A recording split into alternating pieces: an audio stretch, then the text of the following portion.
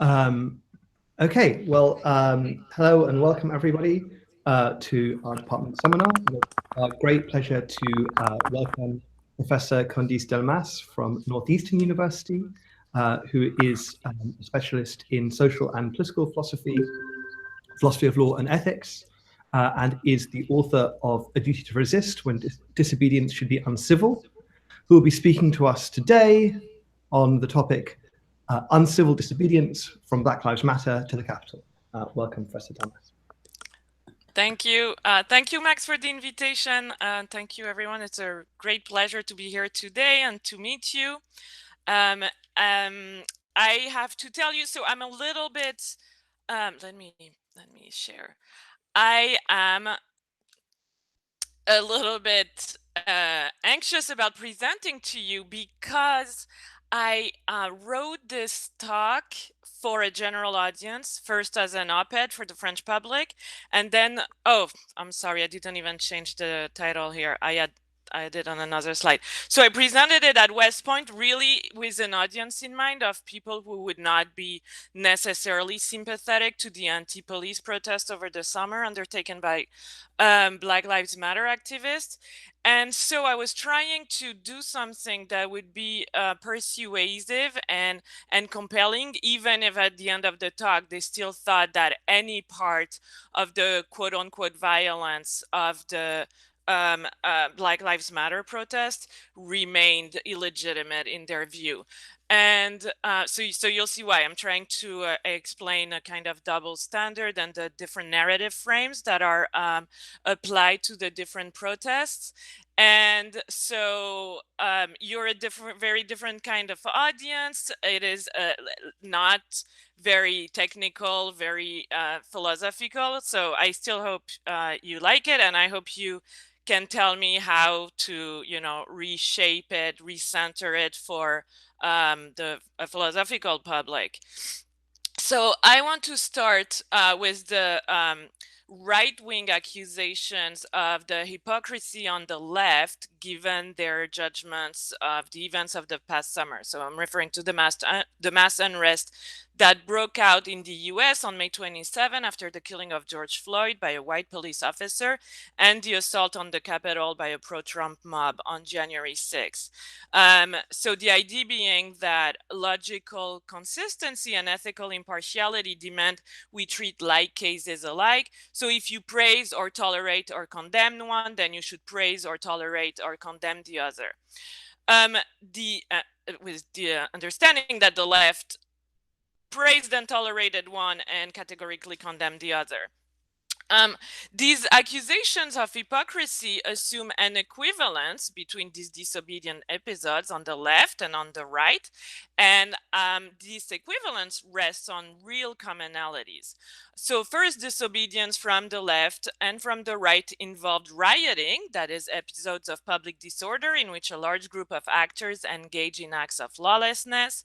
Second, protesters stormed government buildings. The January 6 mob attacked the Washington, D.C. building where the U.S. Congress meets. Black Lives Matter activists and anti-fascist protesters breached, vandalized, and set fires in police stations and immigration and customs enforcement buildings in Minneapolis, Seattle, Portland, New York City, among other places. Third, rioters caused significant property damage in both cases, with an estimated $30 million of damage done by the Capitol rioters, and insurance companies have estimated the anti-racist protest of the summer to cost between $1 and $2 billion. And finally, right and left-wing lawlessness has resulted in physical harm to people, including injuries and death. 12 people died over the summer and 5 on January 6th. Many have noted the false equivalence that the accusations of hypocrisy rest on, and it's my view too that it's clearly a false equivalence. And the real differences explain in part why we don't have to categorically condemn the summer's riots, given their place within overall justified Black Lives Matter protest, and why, on the other hand, the Capitol insurrection cannot be justified. So I think that looking at the motivation, the goal, and the strategy of the protesters really matter in making an overall all things considered judgment about the justification or lack thereof of each movement's tactics. So Black Lives Matter was motivated by real injustice, police brutality, and systemic racism, including systemic racism, whereas the Capitol insurrection was motivated by false, baseless claims of stolen election and for QAnon followers of a vast satanic pedophile ring. The goal was really different. It was to communicate an imperative to end Black subjection to systemic violence for Black Lives Matter. So their fight is one that seeks to promote democratic inclusion and rights protection, human rights and civil rights.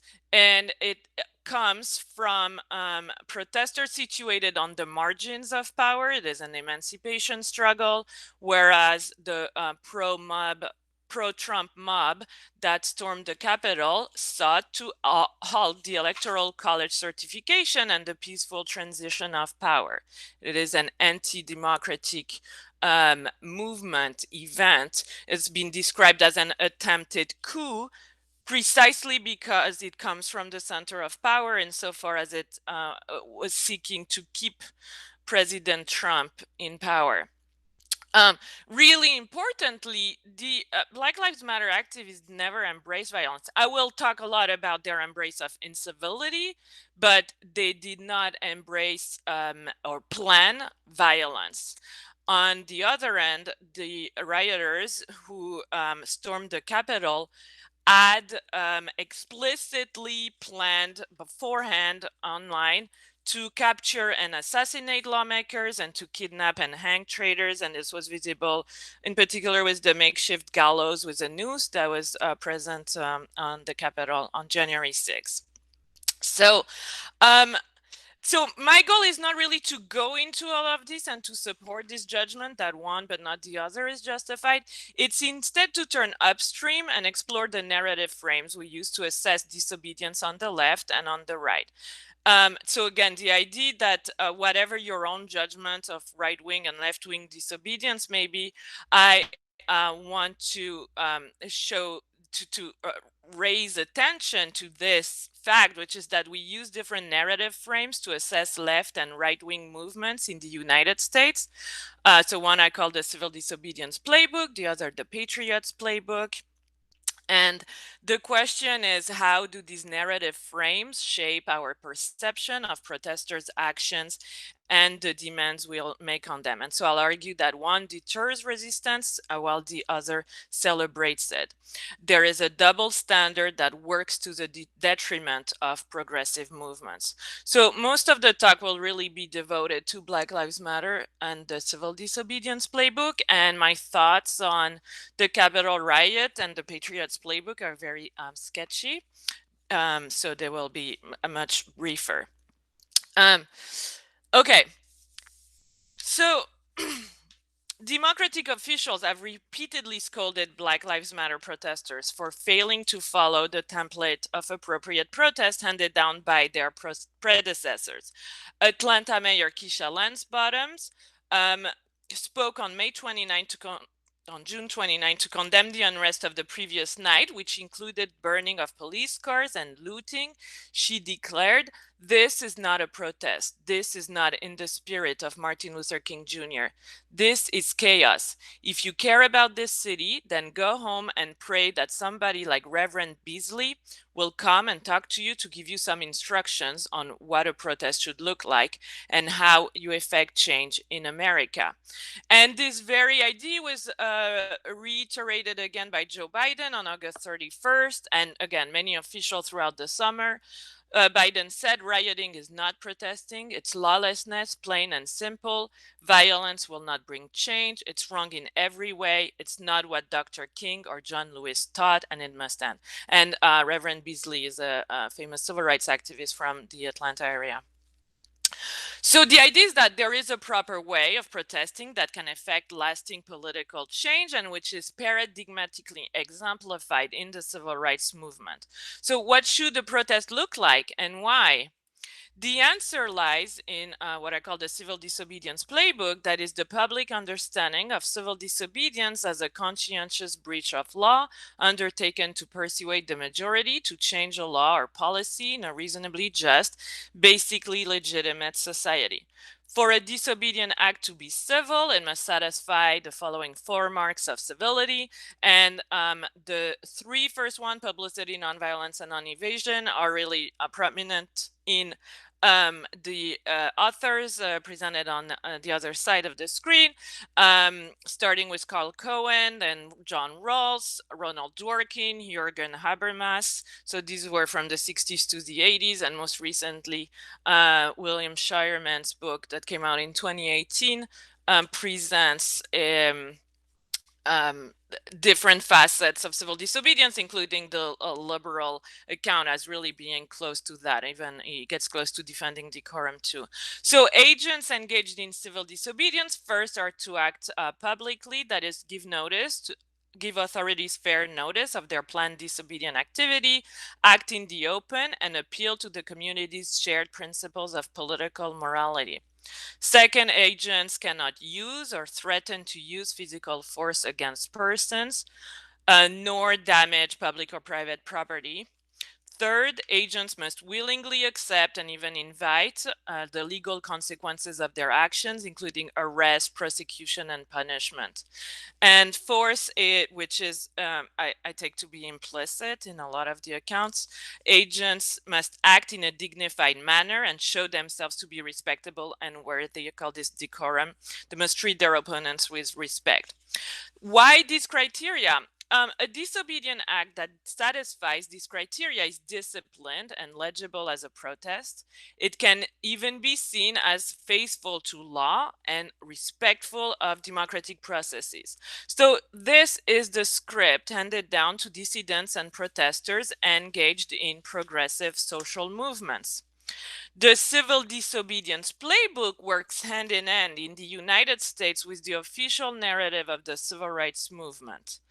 On the surface, campaigns such as the Good Friday March, lunch counter sit-ins, and freedom rides did seem to satisfy many of these demanding criteria. Nonetheless, the official narrative of the civil rights movement offers a romantic, idealized, historically inaccurate version of the struggle that distorts political reality. It does so by obscuring the strategic and tactical reasons for electing nonviolent direct action and civil disobedience, and by wrongly assuming an absolute moral commitment to civility and nonviolence. This narrative also ignores the contributions of radical groups and ideologies to the Black freedom struggle, or else presents them as impediments to the nonviolent civil rights movement. So the Black Panther Party, Black nationalism, Pan-Africanism, and Black workers' movements, among many others, far from obstructing the civil rights movement, allowed Martin Luther King Jr. to present civil rights legislation as the only alternative. Second, the official narrative functions as a counter-resistance ideology to deter resistance altogether and buttress the status quo. It celebrates submission by praising nonviolent activists who absorb violence without striking back, to the point of making self-defense, even self-defense, out of bounds in a context of racial terror. The perpetual demands for civility ignore and obscure the differentials of power, the fact that it's easy for those in power and harder for entrenched minorities to speak and be listened to, and therefore to be civil. So to be clear, what's at stake in the official narrative of the Black freedom movement is not simply historical accuracy. progressive protest movements are systematically judged counterproductive. They're systematically judged harshly in comparison with this idealized civil rights activist. They're branded uncivil and counterproductive to racial progress. In these ways, the official narrative is used to control and silence activists, to cast a negative light on their activities and prejudice the public against them. And it's used against progressive social justice movements only. But note that sometimes it is appropriated by the right to favorably assess disobedience in their midst. Two examples would be Kim Davis, the Kentucky clerk who refused to issue same-sex marriage licenses, who some said should receive the Rosa Parks Award, and the anti-lockdown protesters of last summer, whom a Trump ally called modern-day Rosa Parks. So theorists who've been dissatisfied with the standard Rawlsian account of civil disobedience have put forth minimalist or inclusive concepts of civil disobedience that extend to all sorts of lawbreaking, including covert, violent, evasive, offensive, anonymous lawbreaking. And the point of doing so, of course, is to retain the positive connotations of civil disobedience and its associations with a venerable historical tradition of dissent. Note that it is what most theorists of civil disobedience have done in the past 15 years or so. Well, the most recent work here is the oldest book here is Kim Brownlee's book, Conscience and Conviction, which came out in 2012. The most recent one is Piero Moraro's, which came out just last year. There's also William Smith, Tony Milligan, and Rabin Salicata. So all these authors in various ways have relaxed or discarded the marks of civility to count all kinds of principled disobedience as civil. The problem, I take it, with these inclusive accounts is first that they stretch the concept of civil disobedience beyond recognition by introducing in it features that are widely conceived of as its opposite, such as violence and evasion. And I think that the common understanding of civil disobedience is stable enough not to be amenable to such expansive revisions. Second, and more importantly, inclusive approaches miss activist deliberate deviations from the civil disobedience playbook, not satisfying the strictures of civility, not displaying fidelity to law, may well be part of activist strategy. And some examples here include anonymous hacktivism, the radical feminist collective Femen, that they dubbed their tactics sextremism, because they involve sex sabotage, sex attacks, and the latest 2019-2020 pro-democracy movement in Hong Kong, which deliberately deviated from the civil disobedience playbook that they had followed in the previous movement in 2014, the so-called umbrella revolution. So I think we should expand our repertoire of potentially acceptable modes of principled disobedience beyond civil disobedience. And that's what I wrote about in A Duty to Resist. So I think we should readily grant the incivility of certain disobedient acts and open up to the possibility that some acts of uncivil disobedience are justified. Here, I'm really just laying out the definitions without prejudging at all their justification. But I want to keep something like the standard account of civil disobedience, although in a pared down version, insofar as so I relaxed a tiny bit. So for instance, in publicity, you do not need to appeal to shared principles of political morality. Most importantly, I think that civil disobedience can and generally manifest fidelity to law, but it does not require corresponding beliefs in the agent, so their endorsement of the system's legitimacy. So both civil and uncivil disobedience are principled breaches of law. Civil disobedience is essentially communicative. and public, nonviolent, non-evasive, and in accordance with decorum. Uncivil disobedience may or may not be communicative. It's a principled breach of law in response to perceived injustice, intended to protest or obstruct that injustice, and which fails to satisfy basic norms of civility by being either covert or anonymous, violent or self-violent or destructive. This I think that the binary violent non-violent is very limited and inadequate to think about resistance tactics, so we should break it, disrupt it, open it up, and think of first property destruction as something else than violence, and self-violence as something else than non-violence or violence. My current project is on hunger strike. I take this to be part of self-destructive resistance and neither non-violent nor violent tactics. Or by being evasive of law enforcement or disrespectful of or offensive. So this is a cluster concept. It's a kind of just constellation. Different types of uncivil disobedience will have very little in common, such as animal rescue, leaks of classified information, vandalism, or vigilantism. So all they have in common is that they do not fit the strictures of civil disobedience and they're uncivil in that way. Uncivil disobedience is not necessarily incompatible with fidelity to law. It may be compatible with it, but it is also well suited to express distrust of the state. So we'll talk more about that. Okay. So I want to focus on Black Lives Matter's departure from the civil disobedience playbook. But it is important to note, against unfavorable comparisons with the civil rights movement, the continuity.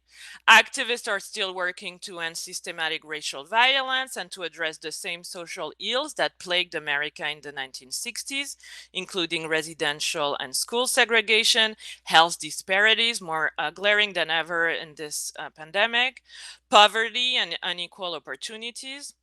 Activists then were condemned as impatient and uncivil troublemakers, as communists, and they still are. Then and now, they were or are seen as too radical and revolutionary. Civil rights activists then were dismissed as no better than segregationists for disobeying the law. Today, we are told there is violence on both sides or very fine people on both sides. Activists then and now were seen as alienating potential allies and brutally repressed by the police. Police has beaten and injured hundreds of unarmed peaceful protesters this past year. More than 14,000 have been arrested, many on misdemeanor charges, but some on very serious felony, even some terrorism charges. Continuity aside, Black Lives Matter activists have deliberately sought a new path for their movement with the slogan, "Not Your Grandfather's Civil Rights Movement." They have deployed mass civil disobedience tactics, marches, sit-ins, die-ins, and tried to work within the legal system on the one hand, and the latest police reform legislation suggests it worked. The reforms are inadequate in various ways, but they have also deployed uncivil disobedience tactics. Protesters defaced and toppled Confederate monuments. In some cities, guerrilla artists replaced them with new monuments. To protect themselves and others from police and counter protesters' violence, demonstrators wore goggles, helmets, and homemade shields. They used leaf blowers against tear gas. They threw gas canisters back at police. We are far from the civil disobedience playbook, which demands activists absorb blows to demonstrate their commitment and worthiness. They have also done what they could not to get arrested. They have not apologized for their expressions of defiance, grief, and rage. They do not shy away from giving offense either, as in their anti-police chants. So they affirm dignity and defiance. They are the children of Martin Luther King Jr. and Malcolm X. There were many objections to uncivil disobedience, as theorists insist that the civility of civil disobedience is what makes it a morally special and potentially justifiable breach of law, whereas uncivil disobedience's incivility makes it presumptively wrongful. So I just want to present two main objections, and they're very broad here. One regards strategic efficacy. It holds that any disobedient protest that falls short of civility is doomed to fail. It will be counterproductive because it will alienate potential allies, increase barrier to mass participation, and justify violent police repression. And second, uncivil disobedience is wrong, unethically unacceptable, because it threatens civic friendship, this shared endorsement of mutual reciprocity, and so it threatens to tear apart the fabric of society. Aristotle talked about civic friendship to describe citizens' bonds in just polities, their concern for each other's flourishing, and their shared values and sense of justice. So the modern liberal version of civic friendship is thinner, but it's still important. It consists in citizens' willingness to live together despite their differences and their common endorsement of mutual reciprocity. So, law abidance and civil interpersonal relations cement the ties of civic friendship in large modern states, whereas uncivil disobedience is incompatible with the demands of life in a liberal democracy. But what if the ties of civic friendship don't extend to everyone? Suppose a liberal democratic society in which there is a public commitment to respecting everyone's full and equal status, a commitment typically embedded in a constitution or other basic law. But some citizens are effectively, de facto but not de jure, denied full and equal status, and the injustice of this denial is not publicly recognized, perhaps because that injustice is not deliberate but results from the interplay of social practices and institutional structures, as in cases of structural injustice. Under these circumstances, the majority may feel bound by civic friendship, but for oppressed minorities, it is an illusion.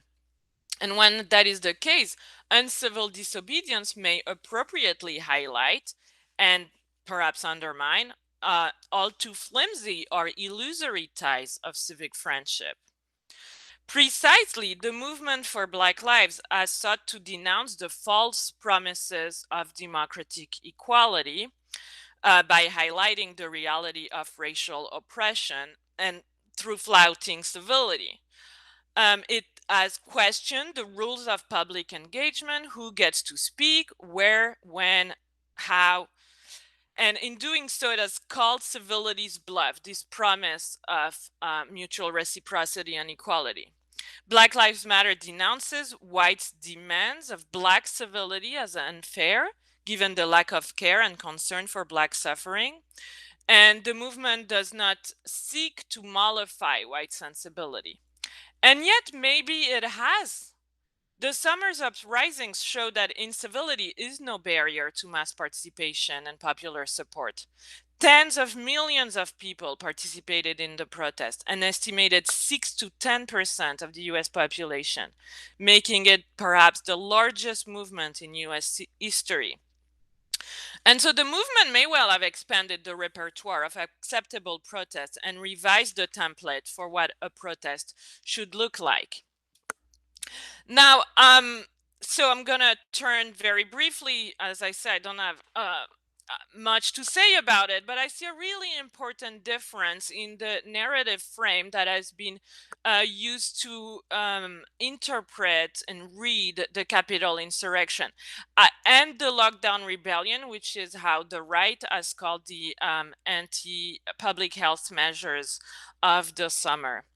That narrative frame is that of the American Revolution and its attending Patriots' playbook. Protesters draped themselves in flags, Betsy Ross and American flags. They called themselves and have been hailed as patriots. They clamored and chanted, "This is our house," as they walked through it. So this narrative frame evokes forceful, righteous, armed resistance against the shackles of British oppression, and the willingness to sacrifice for the country. And yet, this Patriot playbook hides the reality of what's going on. The patriotic narrative conceals the white nationalist ideology that seems to have motivated a lot of the participants in the Capitol riot. It also prevents us from framing it as a kind of sedition, although the investigation and the trial of the rioters will probably change that. The American Revolution frame conceals the parallels with racial terror. I'm thinking here in particular of all these, hand-wringing of "this is not America," and historians who came to the public sphere to say, oh, yes, this is America. This has happened before. The Wilmington insurrection of 1898 in North Carolina is an important past event to understand, to put in perspective the Capitol riot. It was a mass riot and insurrection carried out by white supremacists in November 1898. They overthrew a Reconstruction government that had been newly elected.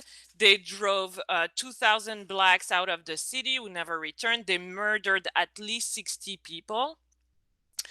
And so all this really leads to a systematic underestimation of domestic white nationalist threat, whereas Black Lives Matter and Antifa has been branded as terrorists. In the days after the Unite the Right rally in Charlottesville in 2017, the FBI branded Black Lives Matter Black identity extremist. And all this, of course, has been very manifest in the different police response to the Capitol riot versus the Black Lives Matter protests of the summer. Okay, so this is what it leads us to. So let's compare the narrative frames and how they shape our perception of the protest, the demands we make on them, and how we just think about that. So the civil disobedience playbook assumes a legitimate democratic system that generates a moral duty to obey the law, and that makes disobedience presumptively impermissible. And so given this kind of background assumptions, the question it raises is, under what circumstances might the resort to narrowly constrained illegal protest be permissible? This is just the condition of when disobedience might be tolerated, permitted, given an understanding that it is prohibited. And in contrast, the Patriots playbook makes none of these assumptions. All it does, if anything, it assumes the permissibility of forceful tactics in oppressive contexts, and it does not presume state legitimacy. On the contrary, it leaves it as an open question. Is the state government upholding the social contract? Is the state authority legitimate? This is, Locke here that comes to mind. And I think that this is especially important when it comes to the invitations to entertain the counterfactual. What if the election really had been stolen? What if there really was a sex trafficking ring? Then clearly these forceful tactics would have been permitted, right? That's the implication. So we think about this really differently. So the civil disobedience playbook demands nonviolent and civil protest. It does not even presume a right to civilly disobey, not in the public understanding, although of course theorists of civil disobedience have defended such right. And on the other end, Thoreau comes to mind, right? It's the dignity of the fight against oppression and even the duty to resist. I mean, Thoreau, yeah, to me. And I love the duty to resist. I have nothing against it, of course. But it applies in these particular circumstances for for reactionary right-wing protests. So the civil disobedience playbook is used to unfavorably assess progressive social movements and to deter resistance, whereas the Patriots playbook is used to favorably assess right-wing movements and to celebrate resistance. So this is my anticlimactic conclusion, really. The frames of reference we deploy matters. Both the Civil Disobedience Playbook and the Patriots Playbook distort historical and political reality and lead to unfair double standard in perceptions and treatments of movements on the right and on the left. Thank you.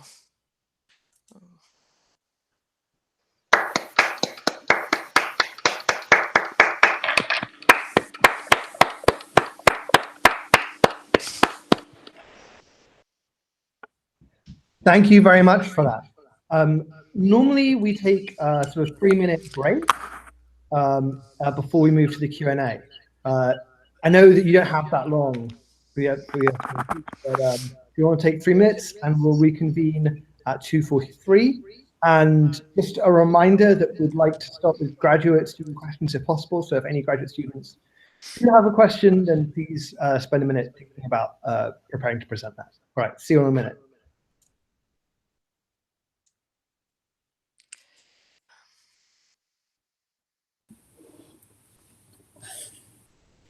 How's it going, Candice? Yeah, enjoyed your talk. Thank you. Oh, thank you.